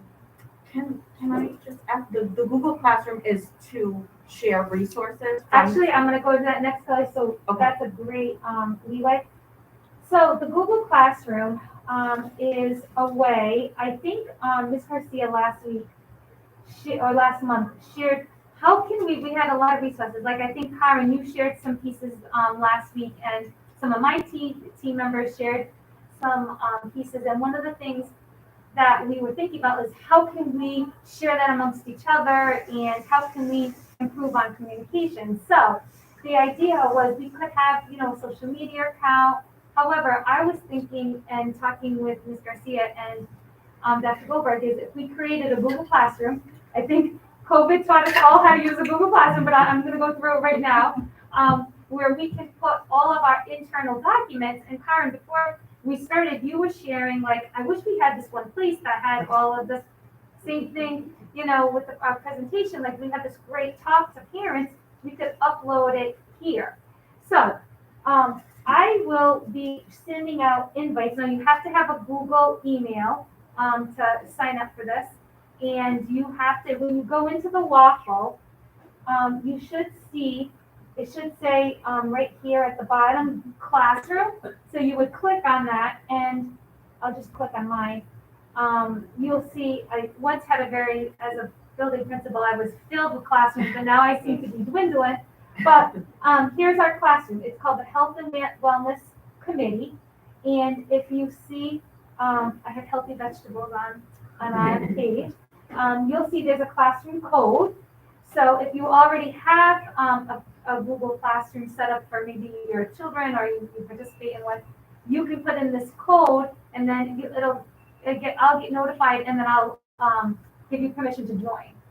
There's two ways. We can either do it that way, or I will get all your emails from the form I just showed, and then send you all invitations, and all you have to do is click and accept. It's so easy. And then the next time when you come on, you come onto the Google Classroom, you'll actually see this.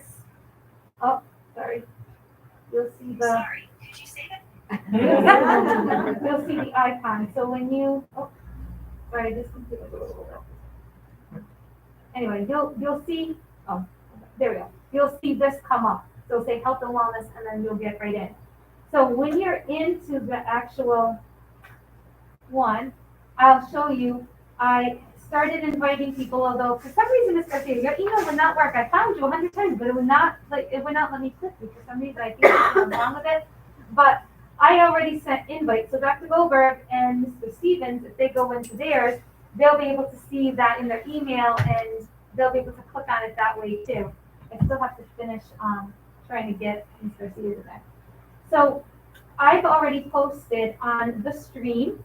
So here on the stream, you'll see the first post, which is our sign-up form. So say as the year or the summer, continues, and someone reaches out and says, hey, I would really like to be part of the health and wellness. I want to join your working group. You can go right onto here and share with them the link to that form that I just showed you. So anytime we add anything, we can always put like our presentations, we can add everything here, any kind of flyers, anything that we want, and it'll stay within our group. You'll get an email saying that something's been posted to the classroom. I won't give anybody any grades. So we'll skip that piece. And then if we have anything particular, like a particular assignment or something that, like for example, we gave Kelly some things that we, wanted her to check back with AmeriCorps, we could create as part of the classwork and put a date on it, and it kind of helps you stay organized. So, So I'm a novice to Google Classroom. I have a lot of Google folders, like shared folders. So I guess I'm wondering, like, what the difference is and where I'd see that. And the other thing is, I have a Gmail, but I sign into all of my my Google Drive with all of my folders with my rihsc.org email. So whichever one. Okay, so I can. Oh, I thought you said I had to use the Gmail. That is the one. But if you get into your drive, you must have another Gmail. Okay. So as long as you get into your drive, you'll be able to access the Google Classroom. So and maybe I just need to look. So if I'm on my drive, there'll be something that will show me the difference between it'll be right here on when you log into Google. When you go, I call it the little waffle. Yeah. If you go there, you should see the icon of the classroom there. Okay. Yeah. and it'll be there, and you just click on that. Okay. Yeah. And then what I usually do to post something is, but here, say, here's my message. I just clicked on the screen. I'm just gonna say welcome. And then if I wanna upload something, there's a little thingy for a link. So if we find something like a YouTube video or something we wanna share, we would link it here. It can upload files. So if you have, So I can do a yeah, test case, and once I'm invited and accept, I could upload the, presentation. Mhm. slide deck that we just did. Okay. Absolutely. And then anything that's a Google file on that one, and then all you would do is hit post, and then everybody will be able to see that. Great. And then we'll, at one point, I think what we'll do is to organize, once we kind of get an idea of what's posted, I can put it into certain, like we can do a folder for each working group, Right. so that way the Yeah. working groups can put in what they need. I started with the calendar invite, so you'll see there's an invitation for our next June meeting already on there, so that way it'll help kind of organize us too. So we're gonna try it. We're not sure but it's I think, I think last year or 2 years ago, when in the blink of an eye, we had to set up a school in my living room in like 2 days, literally. I think we weren't sure like how's this gonna work, but I think Google Classroom, I actually used this a lot at the building level with my teachers to organize them. They loved it. We had one for each of the grade levels, and they just thought it was like easy because it was a one-stop shop. They just went there for everything. And then we can respond to it. So if like Rachel sends us something, we can put in their reply, great resource, thank you, and have conversations amongst each other and see what everyone else is sharing. So it's kind of our first attempt to try to capture all of the information. So as soon as I get the info, I'll make sure I share that. So I think I know why mine didn't work, Sandy. Let's try It's it. saying that a personal Google account is one that you create. You're likely to use it with classroom outside of the school settings such as when you use a personal account, you can't access the same classroom features as other accounts with a personal account. So. But I found, right, but you can with the class code, but I wanted to send you the invite, and I tried to with the Providence Schools one, and it still wouldn't allow me. Because if you notice, the one I used for Dr. Goldberg and Mr. Stevens is the Providence Schools, and I tried the same with yours, it wouldn't allow me. For Providence Schools one too? Mm-hmm. Yeah, for some reason, I All don't know right, well, let's troubleshoot that later. Yeah, we'll I have to just figure tried to add it with, I went into it with the class code. Yep. And that's what it told me. It told me no. It said no. All right, But we'll figure it out. so let's hold that thought, and I can Yeah. ask, because I'm not tech savvy, even though I'm trying to pretend I am right now. So what I'll do is I'll check with technology. Gina, can you write me a note if you don't mind to check with Peter Santos how we can fix that? I'll think. Okay. Yeah, I know figure it out. there's got to be a trick. I know Yeah. there is. Okay. Because I used to have parents come onto ours all the time and they didn't, so I know there's a trick. It's Okay. probably something I gotta unclick. Okay. So if there are no questions about that, I am going to get our May presentation up.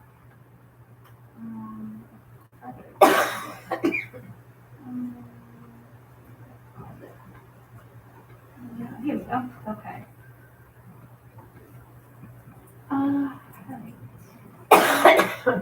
So as a part of, I think this is a nice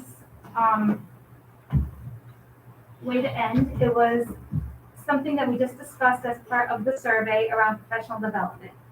So at the last meeting, I shared that this was the first time we brought all of our groups together, our psychologists, our social workers, our counselors, and our nurses under this, new wellness umbrella.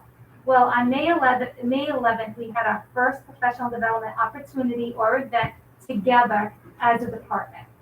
And that's what I want to share with you all right now. So as you can see, we partnered up with Brown, and I'll tell you at the very end how we got that connection.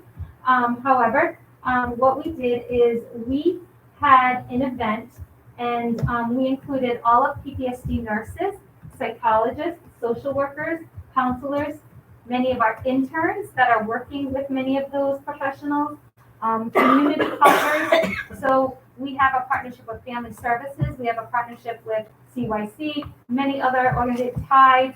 So we invited all of those organizations. We also invited our leads from our wellness committee. And lastly, we had other districts also there with us. As part of that, we had it at the Rhode Island Convention Center, so that was really exciting. We had some raffles for participants. We also had, if you see little, we have here Amy smiling. We had little gifts for everybody. We call them our party favors, but basically for every single one of the professions, they got their own bag. And it was a book that was tailored to their profession. And then we also gave them their ethical standards because that was one of the PD sessions for one of the breakouts. We also had displayed all around. As you can see, this is a poster. It says School Counselor Specialist.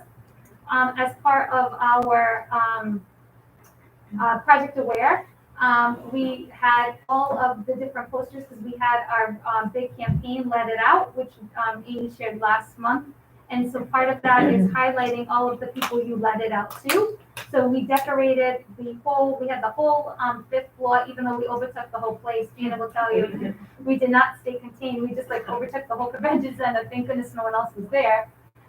But we had the whole place decorated with posters from most of the people who were on those were all of our PPSD staff. And we also had JSEC. JSEC students had created artwork on what mental health meant to them. So we had those all displayed amongst all of the rooms. And then if that wasn't enough, we rocked it out with the Classical High School Jazz Band, who's phenomenal. I don't know if you've ever had a chance to hear them. They are great. So as our professionals were coming in and having lunch, we had them playing. So, as they ate before we started the day. So it was really a thank you also. May is Mental Health Awareness Month. And on this particular day, it was School Nurses Appreciation Day. So it was just a really great way to, and we purposely had it in May to celebrate mental health awareness. So what did we do? We didn't just have fun, even though that was a good part of the day. We had the first part of our day, we had professional development. So we had, it was one session. We had breakout rooms for 60 minutes. And these are here on the side, and I'll talk a little bit about them individually in a minute. They were our facilitators. And what we did is we gave a lot of our professionals, as part of keeping up with their certification, have to receive CEUs, which is something that's very costly to them to do. So we paid, so that way when they attended, they would get CEUs. And we also gave them district PLUs, which is something they need also for recertification. So these are just some of the different topics. So I'm not sure if any of you are familiar with Dr. Booth and have had a chance to hear him speak. He's incredible. I have had the opportunity to have him talk to the teachers at West. He's just incredible. And he talked a lot about trauma and moving in from, trauma-informed care to community engagement, healing, and resilience. And just so you know, what we did is there were certain topics that we wanted to include, and I'll share that. That's actually the one on the bottom here. Dr. Sarah Keels, she was doing a session on supporting school teams. So that was one of the sessions that I wanted to make sure that we included, because this is the first time that a lot of these groups have come together. So we really wanted to support them on what does it mean to really work as a team. We also sent out a survey to everybody and asked what are some of the topics that you would like to see during the session. So the trauma session actually came from that survey. We had a total of 4. The next one is Dr. Silos Pinto, who is working for Providence right now in a fairly new role, I think. Yeah. And he actually came, this was a really big ask of everybody, ethical decision making. And that was probably the most, I think between that and trauma was the most well attended of all the sessions. And then lastly, we had Dr. Renard Vedas, who was actually the keynote speaker. And she was talking about evidence-based mental health promotion practices with an extreme emphasis on suicide prevention. That was something that a lot of the community professionals here at the district had asked for some support in. So we did a breakout session. After the breakout sessions, we had a guest speaker, which was Dr. Benitez. And here on the screen, you will see it was a two-part series. The first part was professional development, and the second part was part of Brown University's Lewis Lipset and Edna Duchin Lipset lecture. So here we have Dr. Lipset. He was a well-beloved doctor over at Brown who did a lot with child adolescents. And he passed away, I believe it was last year. And as part of his endowment, he has asked Brown to continue in his honor to provide lectures for Brown alumni and Brown students. So we were really lucky that here we see Dr. Stephen Buca. He is the one who plans that out for Brown. And thanks to Dr. Goldberg, who reached out and said they'd like to partner with us. So we started, believe it or not, we started only planning this like in December. I can't believe we actually got it together in such a few months. But we partnered together to really make the event something that we could collaborate. And so I also have to say a great thank you to the Lipset family, who really helped fund quite a bit of that day for us. So that's our partnership. So this, you'll see some pictures during the keynote. And so, one of the things we do is we also survey our staff to find out at the end of a session. And there was quite a few questions I pulled up too. One of the things that I always want to know is how satisfied are they? They're my customer, so I need to make sure, one, that they're satisfied, and two, that we're meeting their needs. So as you can see, over 80% agree or strongly agreed that they were really satisfied with the event. And then around the same on the other one, which was I plan to use today's learning experiences in my practice, which again is another big piece for me, because I think we all know that what good is professional development if I'm not going to do anything with it. So I'm always interested on this particular question to make sure that it's relevant, that they plan on actually using it. So after some of those questions, we give a spot on the survey to say, give us some other feedback. Sometimes people will critique about like food, or even though everybody loved the food. But here's some of the general themes. Excellent PD. The setup of the presentation was excellent. All our PD days should run like this. Felt very supported.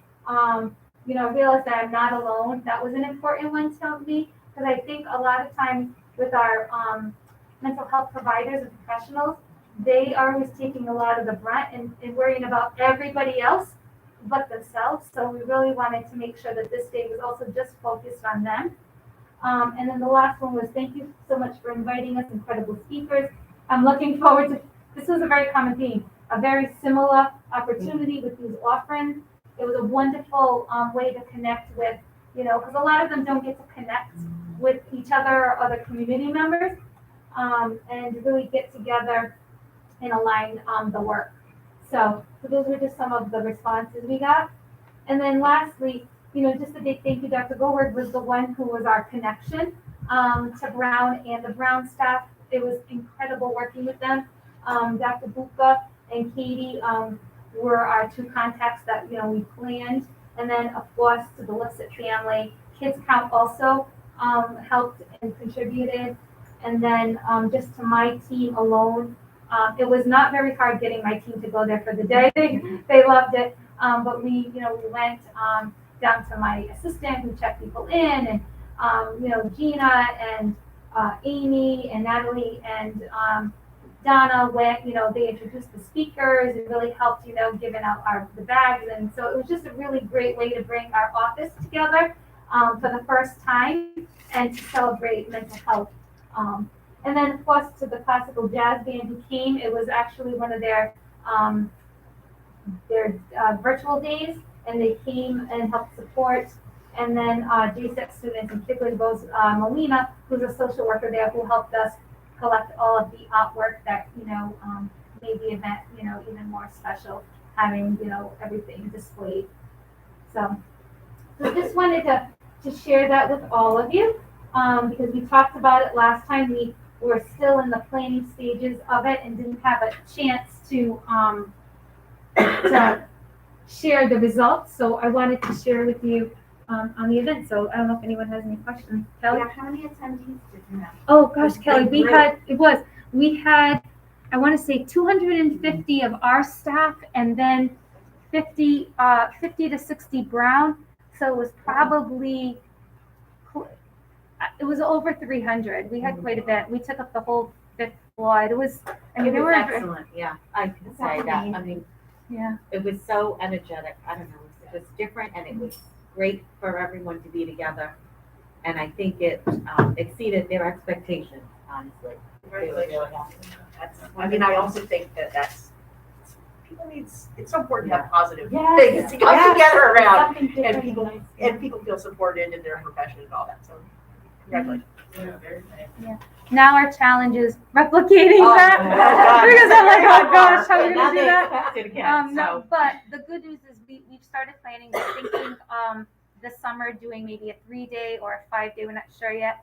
Where everyone could come back, because what we did learn is that wasn't enough time. A lot of the survey asked for more opportunities of this. So, just like we create culture in our classrooms, it's my goal to create culture, for us as a department, and really spend time learning about each other and each other's roles, and learning how can we really support each other's strengths, and learn about what each other does, and how can we just form one team instead of working in isolation.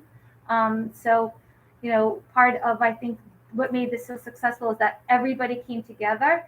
And it was funny. It's kind of like in high school, everyone comes and sits with their own, so hopefully, as time goes on, we start to feel like we really start to, really, I don't want to say mix, but start to. Yeah, it was nice to get the different levels together too. Because, elementary usually sticks together, but it was nice for them to. Oh, yeah, that's true. To collaborate That's true. with middle and high. Yeah. So we're starting to think about how can we continue to plan these, and one of the things they all loved was that it was in an outside venue. Yes. Like it felt like it was like they felt professional and special, and that was really important to us. So especially this year, after all of the work that they've done, your absolutely, staff, I think it was that so was deserved. also recognition too. Yeah. Yep, we had a great lunch. Everybody loved the lunch. The food was incredible. Yeah. And so really, if it hadn't been for the partnership with Brown, we could have never been able to, do something to that magnitude. So, very thankful to them. And I've already asked Dr. Buka, when can we do the next one? Dr. Lipsit's wife was there. No, sorry, Dr. Lipsit's daughter was present. And she just, she actually made me tear up when she came on and shared a little bit. She said, this is what he would have loved, is to see all of, these, different professionals come together and really, support, children. And so, she says he would have just relished in this. So it was really nice that we could honor his memory, also, and honor the family in this way. So thank you. Thank you.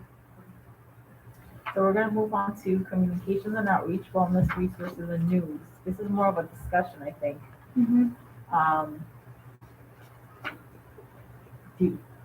So I guess this is all about how do we best communicate what it is that's happening in this committee and in your subcommittee groups with the larger PPSC community. We've talked about having Nick Dominguez come in. He's coming in June. Okay, I confirmed him. We've talked about having our chief communications officer come in and just get to know the committee and all the players, and so that he can, start to organically incorporate communications around what's happening here with the district on the various social media pages, or if there's a story that comes up, like one of the journalists' communications. There's also Kimbo, right? There's certain automated services that the district is already using that we can incorporate more to let parents know, hey, this resource is now available at your child's school. We're trying out this Google Classroom to see if that's a better way of keeping track of our various projects and communications in that way. But I guess I'll open it up. I mean, we don't have a lot of time because it's already hour 2. So maybe it's more of a, Maybe think about it and next time. Yes, more, think about it. How can we better engage folks with the work that's happening here? For example, that survey that y'all did, getting more responses, food court, like there's just so much going on and it's happening in silos, and how do we get better engaged with the community to get their participation, awareness, and drive impact that way. So yeah, let's sit and think about it. Let's take a break. Especially because Nick will be here next month, so that it will be a great person to bounce some ideas off of. But I also thought of, I can't even speak about yesterday. It was just something so close yesterday. But in thinking about that, as a parent, I always think of everything first and foremost as a parent. And as a parent, I think, how can I feel more safe and have a better peace of mind knowing every day when I, say goodbye to my child. So I think a lot of the work that we do in this group is important because I think it gives people that peace of mind that we're thinking a lot and we're doing a lot with SEL and mental health. And I think sometimes it doesn't always get out there because I think a lot of times nobody wants to talk about mental health and they don't want to talk about SEL. So just kind of thinking about how can we start sharing a lot, because I think you say all the time, because we're doing so much, but it's not really spreading. It's so how can we really get that to spread? Mm-hmm. And just to give a little update, last time I was here, you had asked me about the QR code, and because it's a free QR generator that we use, but this will give us perspective.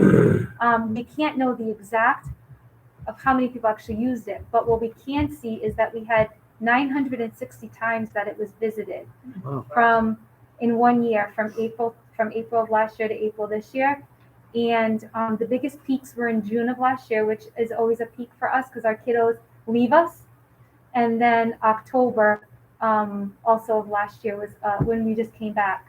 Were our 2 biggest peak times. So I don't know, I have to type that and put that on my somewhere in my office, because I think that just reminds us of how many times, how many kids need us right now and need that, support. So I just wanted to share that data. Sorry, I should have shared that with the SEL. Amy's going to be upset that I did share it at that time, but I didn't want to forget. So yeah.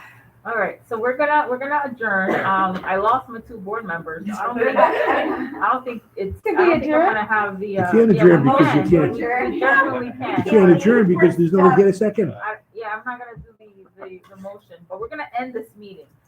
Next meeting is June 22nd. Mm-hmm. It'll be downstairs in the PD room. It'll start at 5:00. And have we already made arrangements? I have to talk to Kelly. Okay. So get here at 5, but we'll likely start like 5:15, 5:20. And we definitely have to end within the hour because we have school board meeting at 6:30. Oh, okay.